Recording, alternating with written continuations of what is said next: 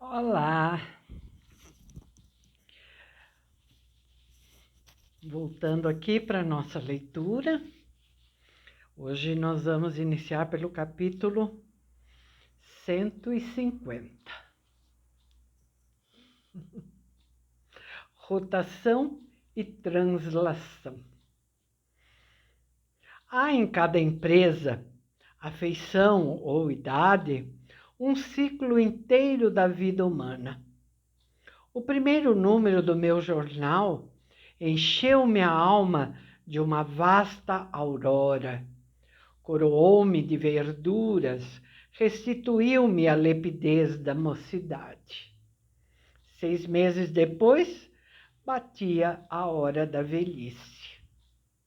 E daí a 2 semanas, a da morte, que foi clandestina, como a de Dona Plácida. No dia em que o jornal amanheceu morto, respirei como um homem que vem de longo caminho. De modo que, se eu disser que a vida humana nutre de si mesma outras vidas, mais ou menos efêmeras, como o corpo alimenta os seus parasitas, creio não dizer uma coisa inteiramente absurda. Mas, para não arriscar essa figura menos nítida e adequada, prefiro uma imagem astronômica. O homem executa à roda do grande mistério um movimento duplo de rotação e translação.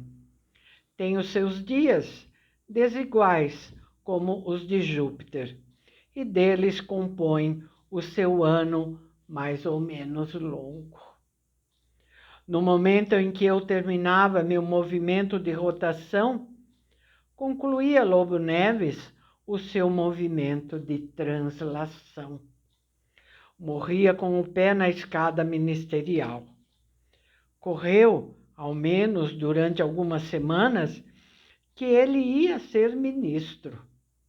E pois que o boato me encheu de muita irritação e inveja, não é impossível que a notícia da morte me deixasse alguma tranquilidade, alívio e 1 ou 2 minutos de prazer. Prazer é muito, mas é verdade. Juro aos séculos que é a pura verdade. Fui ao enterro. Na sala mortuária, achei Virgília, ao pé do féretro, a soluçar. Quando levantou a cabeça, vi que chorava deveras. Ao sair o enterro, abraçou-se ao caixão, aflita. Vieram tirá-la e levá-la para dentro. Digo-vos que as lágrimas eram verdadeiras. Eu fui ao cemitério e, para dizer tudo, não tinha muita vontade de falar. Levava uma pedra na garganta ou na consciência. No cemitério, principalmente quando deixei cair a pá de cal sobre o caixão, no fundo da cova, o baque surdo da cal deu-me um estremecimento. Passageiro, é certo, mas desagradável. E depois, a tarde tinha o peso e a cor do chumbo. O cemitério, as roupas pretas. 151. Filosofia dos epitáfios. Saí, afastando-me dos grupos e fingindo ler os epitáfios. E, aliás, gosto dos epitáfios. Eles são, entre a gente civilizada, uma expressão daquele pio e secreto egoísmo que induz o homem a arrancar à morte um farrapo, ao menos da sombra que passou. Daí vem, talvez, a tristeza inconsolável dos que sabem os seus mortos na vala comum. Parece-lhes que a podridão anônima os alcança a eles mesmos.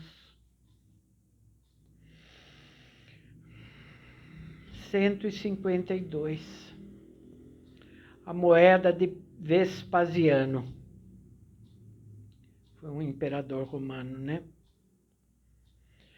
Tinham ido todos. Só o meu carro esperava pelo dono. Acendi um charuto. Afastei-me do cemitério. Não podia sacudir dos olhos a cerimônia do enterro, nem dos ouvidos os soluços de Virgília. Os soluços, principalmente, tinham um som vago e misterioso de um problema.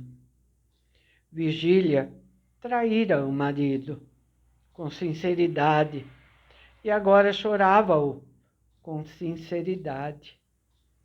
Eis uma combinação difícil que não pude fazer em todo o trajeto. Em casa, porém, apeando-me do carro, suspeitei que a combinação era possível e até fácil. Meiga natura. A taxa da dor é como a moeda de Vespasiano. Não cheira à origem, e tanto se colhe do mal como do bem. A moral repreenderá, porventura, a minha cúmplice. É o que te não importa, implacável amiga, uma vez que lhe recebeste pontualmente as lágrimas. Meiga, 3 vezes meiga natura.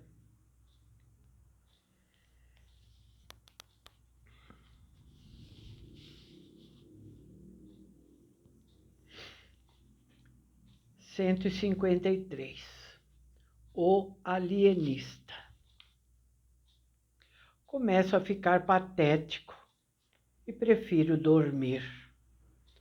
Dormi, sonhei que era nababo e acordei com a ideia de ser nababo. Eu gostava, às vezes, de imaginar esses contrastes de região, estado e credo. Alguns dias antes, tinha pensado na hipótese de uma revolução social, religiosa e política, que transferisse o arcebispo da Cantuária a simples coletor de Petrópolis. E fiz longos cálculos para saber se o coletor eliminaria o arcebispo, ou se o arcebispo rejeitaria o coletor, ou que porção do arcebispo pode jazer num coletor, ou que soma de coletor pode combinar com um arcebispo, etc. Questões insolúveis, aparentemente, mas na realidade perfeitamente solúveis, desde que se atenda que pode haver num arcebispo 2 arcebispos, o da bula e o outro. Está dito, vou ser nababo. Era um simples gracejo, disse-o, todavia, ao Quincas Borba, que olhou para mim com certa cautela e pena, levando a sua bondade a comunicar-me que eu estava doido.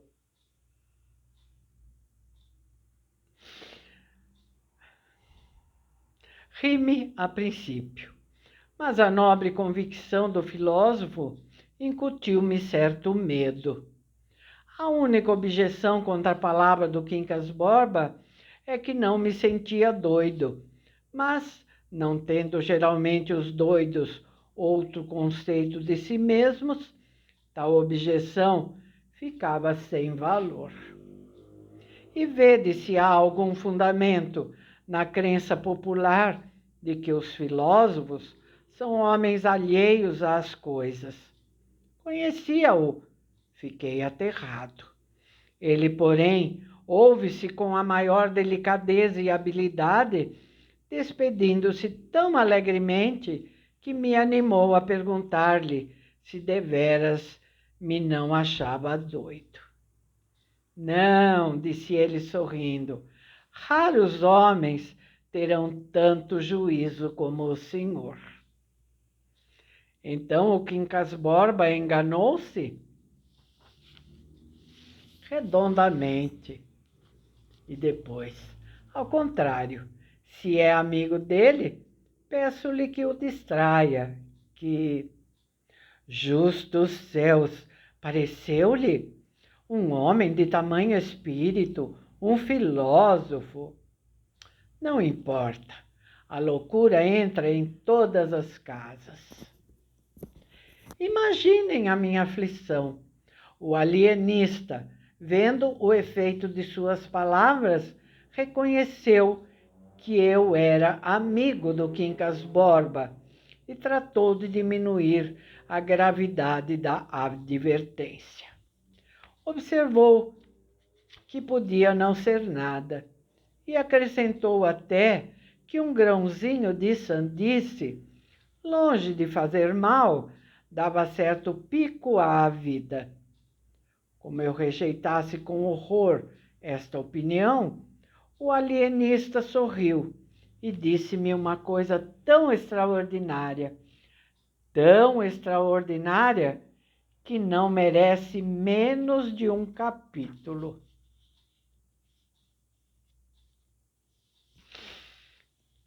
Então é o 154. Os navios do Pireu. Há de lembrar-se, disse-me o alienista, daquele famoso maníaco ateniense que supunha que todos os navios entrados no Pireu eram de sua propriedade.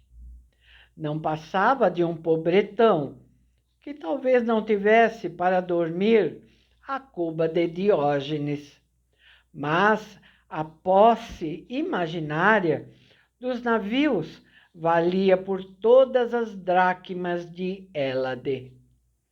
Ora bem, há em todos nós um maníaco de Atenas, e quem jurar que não possuiu alguma vez mentalmente 2 ou 3 patachos, pelo menos, pode crer que jura falso. Também o senhor? Perguntei-lhe. Também eu. Também eu? Também o senhor. E o seu criado não menos, se é seu criado esse homem que ali está sacudindo os tapetes à janela. De fato, era um dos meus criados que batia os tapetes, enquanto nós falávamos no jardim ao lado. O alienista notou então que ele escancarara as janelas todas desde longo tempo, que alçara as cortinas, que devassara o mais possível a sala, ricamente alfaiada, para que a vissem de fora, e concluiu: este seu criado tem a mania do ateniense. Crê que os navios são dele. Uma hora de ilusão que lhe dá a maior felicidade da terra.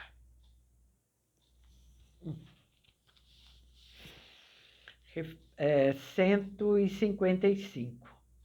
Reflexão cordial. Se o alienista tem razão, disse eu comigo, não haverá muito que lastimar o Quincas Borba. É uma questão de mais ou de menos. Contudo, é justo cuidar dele e evitar que lhe entrem no cérebro maníacos de outras paragens. 156. Orgulho da servilidade. Quincas Borba divergiu do alienista em relação ao meu criado. Pode-se, por imagem, disse ele, atribuir ao teu criado a mania do ateniense. Mas imagens não são ideias nem observações tomadas à natureza. O que o teu criado tem é um sentimento nobre e perfeitamente regido pelas leis do humanitismo. É o orgulho da servilidade. A intenção dele é mostrar que não é criado de qualquer.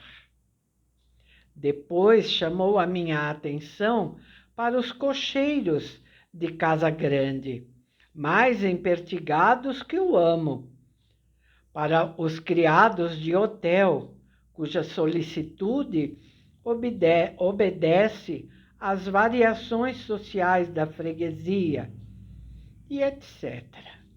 E concluiu que era tudo a expressão daquele sentimento delicado e nobre, prova cabal de que muitas vezes o homem, ainda a engraxar botas, é sublime.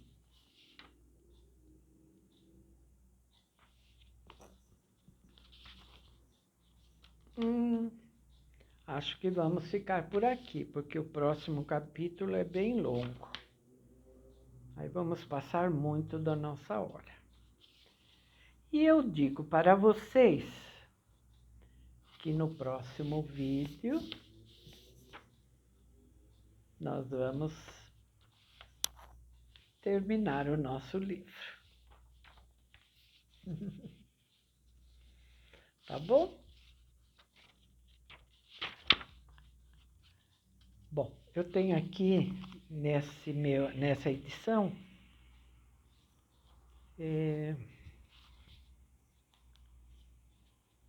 um glossário que eu posso ler também para vocês. Não sei se vai ser interessante, mas uma outra palavra acho que vai ser interessante eu ler, tá bom? Então é isso.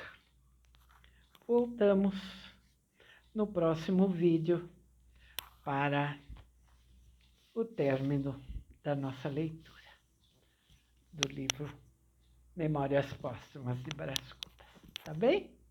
E aí, em seguida, a gente já começa um novo livro, tá? Então é isso por hoje. Muito obrigada. Espero que vocês não esqueçam de deixar seu like. Se houverem por bem algum comentário também, tá bom? É isso por hoje. Tchauzinho. Muito obrigada. Fiquem com o meu abraço.